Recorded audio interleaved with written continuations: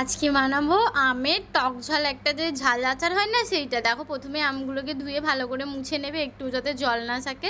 তারপরে আমগুলোকে পিস করে নেবে। আমগুলো না ভেতরে যখন আঁটিটা একটু শক্ত হয়ে যাবে তাহলে খুব ভালো হয়। তারপরে এরকম পিস পিস করে একটা বাটির মধ্যে সব কটা কুচিয়ে নিয়েছি। তারপরে ওর মধ্যে পরিমাণ মতো নুন, পরিমাণ মতো হলুদটা একটু বেশিই দেবে। তারপরে এটাকে সুন্দর করে হাতে করে মাখিয়ে ছাদেতে অনেকক্ষণ মানে ওই 7-8 ঘন্টার জন্য রোদে দেবে, যাতে এইটা একটুখানি নুনটা যে আছে একটুখানি শুকিয়ে যায় হালকা।